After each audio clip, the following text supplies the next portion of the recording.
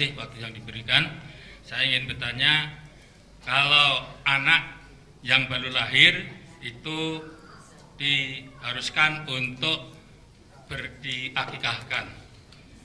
Ada orang yang menyebutkan bahwa apabila anak itu tidak diakikahkan, maka doa anak itu kepada orang tuanya sampainya atau nyampainya itu lama.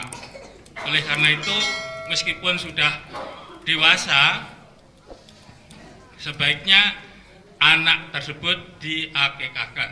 Demikian pertanyaan saya. Terima kasih.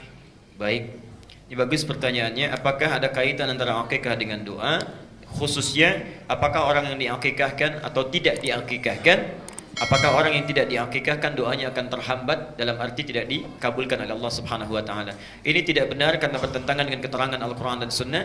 Satu, tidak ada dalilnya di Quran, tidak ada dalilnya di hadis, dan tidak ada kaitan khusus antara akikah dengan terkabulnya doa.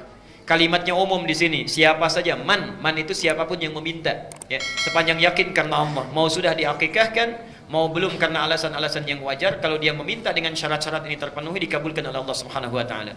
Kaitan akikah bukan terkabul dengan doa. Kaitan akikah itu terkait dengan dua hal utama. Satu, bentuk syukur kita kepada Allah Subhanahu wa taala. Jadi ketika Allah berikan karunia berupa anak yang akan dirawat sebagai amanah, kita bersyukur. Orang minta-minta belum mendapatkannya, ya. Ada yang minta laki-laki dapat perempuan, minta perempuan dapat laki-laki, minta cepat tiba-tiba lambat, minta lambat tiba-tiba cepat, kan? Makanya ada yang berseloroh mengatakan bedanya katanya pilkada dengan pilkabe agak jauh, walaupun awal-awalnya sama, ya. Kalau pilkada saat terpilih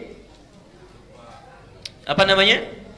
Baik saat terpilih ingat, gitu kan? Saat terpilih ingat. Tapi kalau pilkabe siap-siap pun, ya, kemudian apa namanya bisa jadi. Kalau pilkada itu lupa jadi, gitu kan? Baik, lupa, jadi lupa. Mohon maaf, kalau pilkada jadi lupa, setelah dipilih lupa, ya. Tapi kalau pilkada lupa pun jadi, katanya, kata para ulama itu.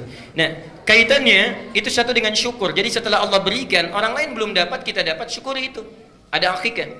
Kemudian yang kedua, ini yang paling penting. Akikah itu dari kata akqa. Apa itu akqa? Akqa itu sesuatu yang dibelah, dipotong. Jadi kalau saya misalnya pegang spidol, saya belah dua begini, dipotong, itu akqa.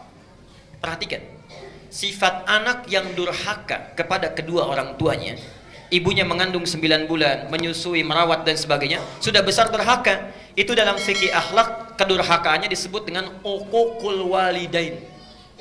Uquq itu terpotong kasih sayang kedua orang tua, seakan-akan perhatiannya dipatahkan di tengah jalan. Bukankah ibu merasa kecewa kalau ada anak durhaka?